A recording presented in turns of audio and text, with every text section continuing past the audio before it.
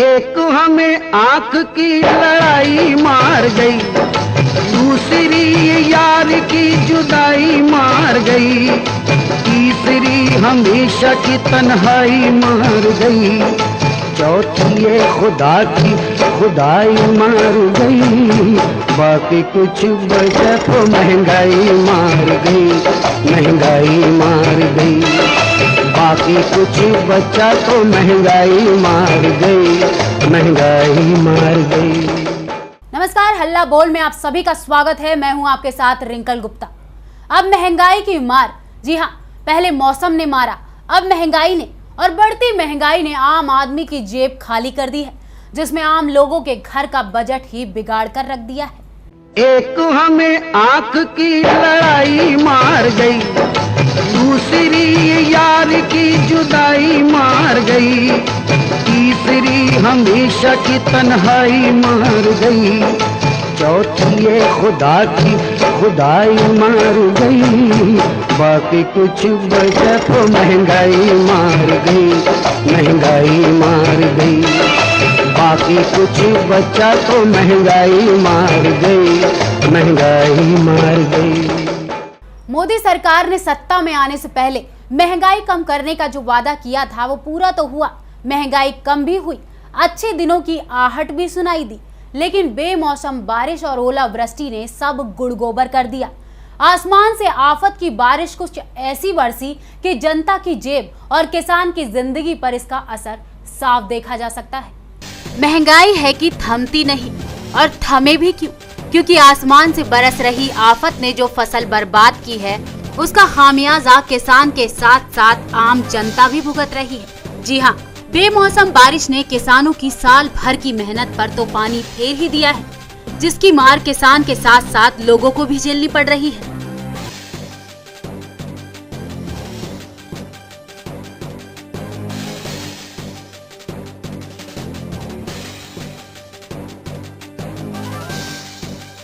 क्योंकि लगातार हो रही बेमौसम बारिश ने किसानों की फसल को बर्बाद कर दिया है, जिसकी वजह से अनाज मंडी तक पहुंच तो रहा है, लेकिन कम मात्रा में।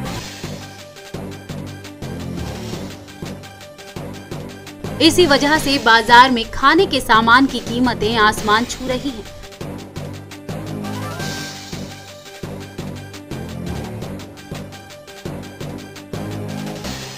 और लोगों की थाली से रोटी गायब होती नजर आ रही है।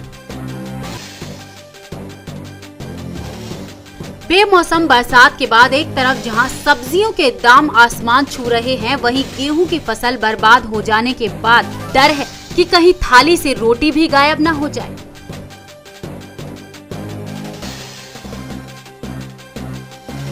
अब ये सब्जी है, अभी ये लोग समझ नहीं पाते हैं। इन्हें बताया ना 7% तो ये भाग जाते हैं। बिना व्यापारी काम नहीं चलेगा। ये किसानों पर सरकार रीजन होती है, तो किसानों से कोई काम नहीं चल रहा है। पीछे उससे काटेंगे, एपीएमसी लगती है, टैक्स लगता है, पल्लेदारी है, दुनिया के खर्चे बैठते हैं। अब भाड़े इतने तेज हो गए, सब इन पर रख देंगे माशोखोरों पे, तो इनसे पूरी नहीं पड़ेगी। ये तो बात थी जनता की, जिसे रोटी गायब हो जाने का डर सता रहा है। वहीं दूसरी तरफ है किसान, जिसे धरती का अन्नदाता भी कहा जाता है, पर आज धरती का वो अन्नदाता अन्न के लिए मोहताज हो गया है। इस बारिश से जिस किसान की फसल बर्बाद हुई है, वो और उसका परिवार न सिर्फ भूखे मरने की कगार पर आ खड़ा हुआ है, बल्कि कर्ज के बोझ तले दबा हुआ भी है। और ऐसे में किसान करे तो क्या करे? इसी वजह से किसान को खुदकुशी का रास्ता सबसे आसान मालूम होता है।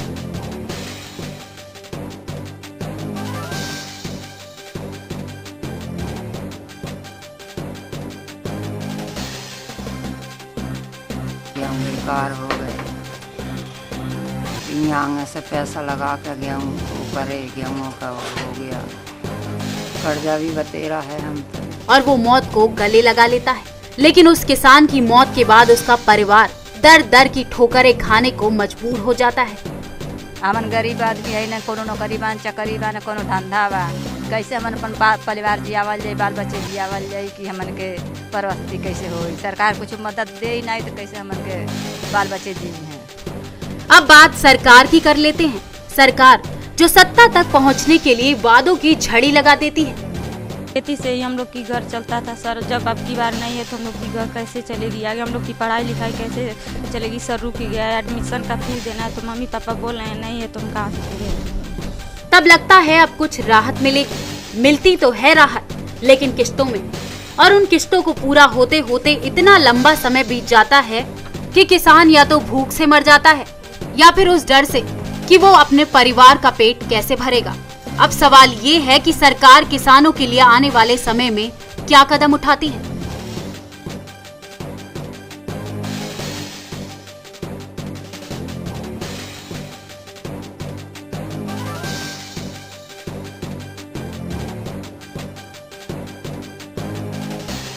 एक तो महंगाई की मार और ऊपर से बेमौसम बारिश और ओलावृष्टि का प्रहार। बीते दिनों बेमौसम बारिश की प्रकोप से हुए नुकसान से लोग उबरे भी नहीं थे कि बाजार में सब्जियों के भाव में आए उछाल ने उनकी परेशानी बढ़ा दी है। इसका सीधा असर घरेलू बजट पर पड़ा है। हरी सब्जियां तो रसोई में लाना ही मुश्किल हो गया है। सब्जियों में 20% तक का इजाफा हुआ है। बेमौसम बारिश ने सब्जियों को लोगों की थाली से दूर कर दिया है। मौजूदा समय में दिल्ली के फुटकर बाजार में सब्जियां 2 गुनी तक महंगी बिक रही हैं।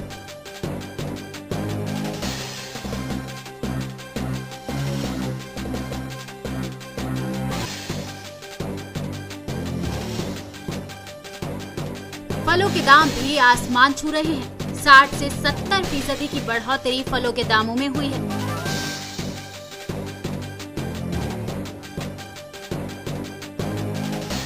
क्योंकि बारिश की आशंका अभी भी बनी हुई है, इसलिए सब्जियों के महंगे जायके के फिलहाल सस्ता होने के आसार नहीं है।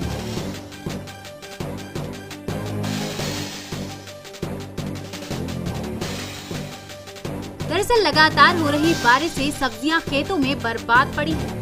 बची खुची सब्जियों को मार्केट तक पहुंचने में भी खासा मशक्कत करनी पड़ रही है। दिल्ली की बड़ी सब्जी मंडियों में सब्जियों की आवक में 65% तक की कमी आई है। आम दिनों में ओखला मंडी में हर दिन 150 ट्रक तक आते थे, लेकिन बीच में ये आंकड़ा 15 से 20 ट्रक तक गिर गया। अब भी 35 से 40 ट्रक ही मंडी में आ रहे हैं।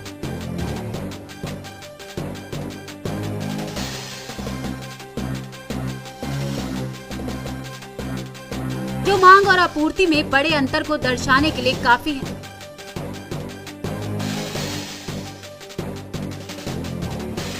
कुछ ऐसे ही हालात दिल्ली में सब्जियों की सबसे बड़ी मंडी आजादपुर सब्जी मंडी के हैं।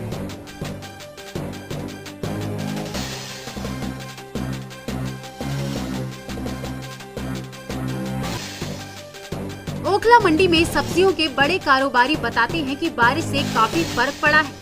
दिल्ली के आसपास के 200 से 300 किलोमीटर के दायरे से जो सब्जियां यहां आती थी, वो लगभग 60 से 70% नष्ट हो चुकी हैं। बाहर से आने वाली सब्जियों के भाव बढ़ चले हैं। फर्म चलाने वाले भी कह रहे हैं कि बारिश की वजह से हरी सब्जियां लगभग 1 महीने तक लेट हो चुकी है। आलू प्याज जैसी सब्जियों के दाम स्थिर है, लेकिन पालक भिंडी मटर जैसी हरी सब्जियां लगभग 2 गुनी महंगी हो चली है।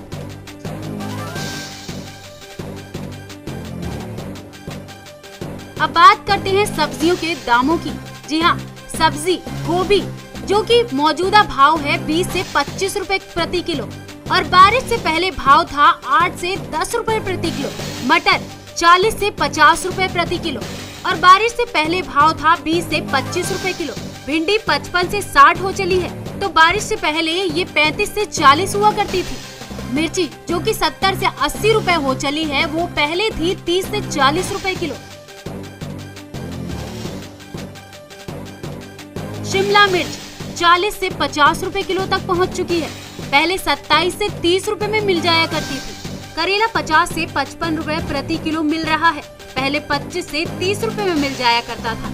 टमाटर जो कि अब और ज्यादा लाल हो चुका है, जी हाँ, 32 से 36 रुपए किलो बिक रहा है टमाटर, जो कि 22 से 25 रुपए किलो बिका करता था। पालक जो कि 25 से 30 रुपए किलो बिक रहा है, अब पहले 15 रुपए से 20 रुपए तक में मिल जाया करता था। लौकी 15 से 20 हो चली है, जो कि 10 से 15 रुपए में मिल जाया करती थी। ओखला में ग्रीन वेजिटेबल कंपनी नाम से सब्जियों के बड़े कारोबारी ने का कहना है कि दिल्ली और आसपास के इलाकों में नई फसलें बची नहीं हैं, इसलिए ये महंगाई हुई है। दरअसल बाहर से आने वाली सब्जियों के दामों में किराया भाड़ा और खराब सब्जियों को हटाने पर काफी खर्च आ जाता है। उनका कहना है कि दिल्ली से सटे राज्यों यूपी, हरियाणा में बारिश हुई है, वहीं राजस्थान, अहमदाबाद, बेंगलुरु से सब्जियों के आने में काफी खर्च लग जाता है, इसलिए आपूर्ति कम है जबकि मांग बहुत ज्यादा है। आपको बता दें कि मार्च की शुरुआत से ही खराब हुए मौसम के चलते फलों के रेट भी काफी हाई हो चले हैं।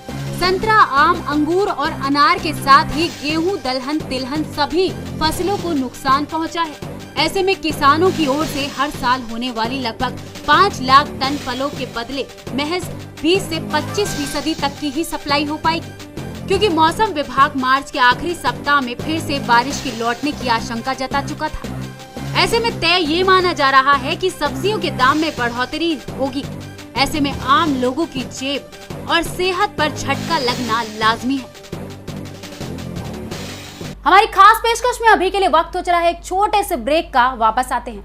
एक हमें आंख की लड़ाई मार गई, दूसरी यार की जुदाई मार गई, तीसरी हमेशा की तन्हाई मार गई, चौथी ये खुदा की खुदाई मार गई, बाकी कुछ बचा तो महंगाई मार गई, महंगाई मार गई, बाकी कुछ बचा तो महंगाई मार गई, महंगाई मार गई।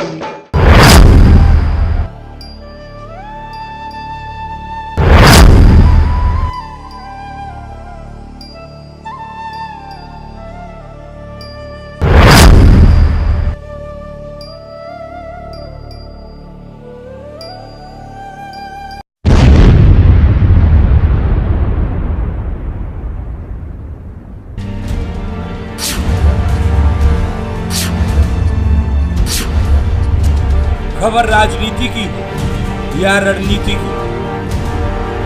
और अब बात चारा घोटाले मामले की। जगन्नाथ मिश्रा ने सीबीआई कोर्ट में समर्पण कर दिया है। आप खबर खेल की हो।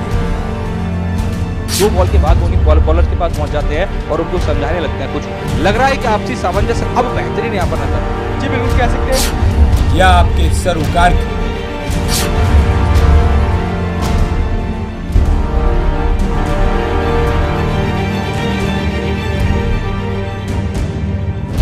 हर खबर विस्तार से देखिए न्यूज रूम लाइव हर रोज खबर 24 आवर्स पर।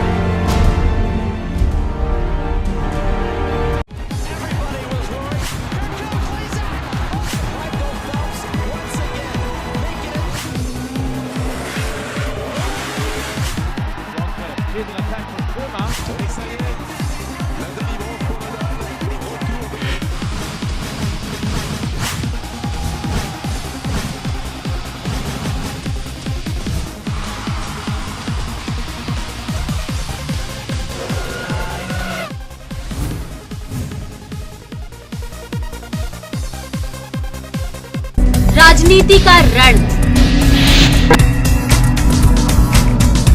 बिजली का मुद्दा, पानी का सवाल, गरीबी का मुद्दा, किसानों का हक, महिलाओं की सुरक्षा, गिरती अर्थव्यवस्था, क्रिकेट की हल्की। आपका मुद्दा सोमवार से शनिवार सिर्फ खबर 24 आवर्स पर। एक हमें आंख की लड़ाई मार गई, दूसरी यार की जुदाई मार गई, तीसरी हमेशा की तन्हाई मार गई, चौथी ये खुदा की खुदाई मार गई, बाकी कुछ बचा तो महंगाई मार गई, महंगाई मार गई, बाकी कुछ बचा तो महंगाई मार गई, महंगाई मार गई। ब्रेक के बाद आप सभी का फिर से स्वागत है हमारी खास पेशकश में। किसान पसीना बहाकर फसल तैयार करता है और सरकार उसका भुगतान कर देती है, लेकिन इस बात की किसी को परवाह नहीं कि यह अनाज लोगों के खाने लायक भी बचेगा या नहीं। हरियाणा एग्रो ने जो गेहूं पिछले साल खरीदा था वो खुले आसमान के नीचे पड़ा पड़ा बर्बाद हो चुका है। लोग महंगाई से त्रस्त हैं, किसान भूखा मर रहा है और खुले आसमान के नीचे लाखों रुपए का गेहूं सड़ चुका है। अब इतनी बड़ी लापरवाही की जवाबदेही आखिर कौन देगा? पूरे साल मेहनत करके किसान अनाज उगाता है,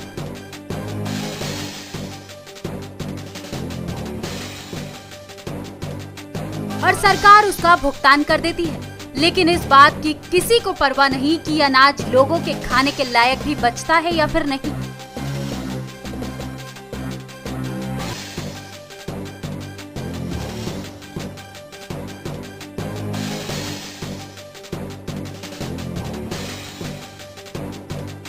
हरियाणा एग्रो ने जो गेहूं पिछले साल खरीदा था वो खुले आसमान के नीचे पड़ा पड़ा बर्बाद हो गया। इस बार फिर हरियाणा एग्रो को खरीद का जिम्मा दिया गया है। आने वाले गेहूं का क्या हाल होगा ये अपने आप में ही बड़ा सवाल है। इन तिरपालों के नीचे गेहूं की बोरियां ढकी हैं, लेकिन साथ ही कुछ रहस्य भी ढके हुए हैं। ये रहस्य है गेहूं की बर्बादी। जी हाँ, इन तिरपालों के नीचे रखा गेहूं पूरी तरह से बर्बाद हो चुका है। पिछले साल इन्हीं दिनों किसानों का सोना खरीदकर सरकारी एजेंसी हरियाणा एग्रो ने अमीन गांव की अनाज मंडी में रखा था।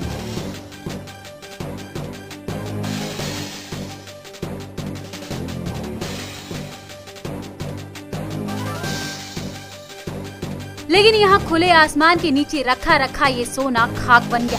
ये गेहूं अब इंसानों को तो छोड़िए, पशुओं के खाने के लायक भी नहीं बचा। गेहूं की बोरियों में घुन और सुरसुरी बुरी तरह से लग चुकी है। बोरियों से गेहूं की बजाय पाउडर निकल रहा है।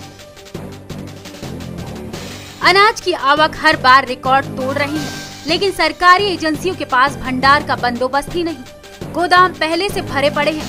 खरीद एजेंसियां भंडार के नाम पर हर साल ढकोसला करती हैं। गेहूं को खुले आसमान के नीचे रखकर एजेंसियां बेफिक्र हो जाती हैं। इस बेफिक्री का नजारा अमीन गांव की अनाज मंडी में देखने को मिल रहा है। यहाँ 1 साल पहले हरियाणा एग्रो ने तिरपालों के भरोसे गेहूं रखा था, लेकिन इस बार रह रहकर हुई बरसातों ने इस गेहूं को पूरी तरह से नष्ट कर दिया है।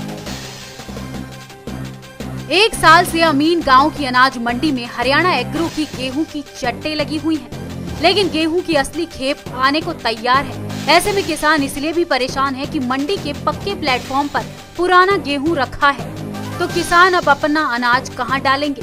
साथ ही पुराने गेहूं में से नए अनाज में घुन और सुरसुरी लगने का डर भी है। मसलन सरकारी खरीद एजेंसी द्वारा खरीदी गई गेहूं बर्बाद हो चुकी है और अगली खेप को खुले आसमान के नीचे बर्बाद करने की तैयारी शुरू हो गई है। लेकिन लाखों के गेहूं की बर्बादी के लिए आखिरकार जिम्मेदार है कौन? इतनी बड़ी चूक और लापरवाही आखिर प्रशासन से हुई कैसे? इसका जवाब आखिर कौन देगा? तो गवर्नमेंट हर साल खरीदती है गेहूँ, सुरक्षा के लिए गोडाउन है हमारे पास, प्लिंथ है।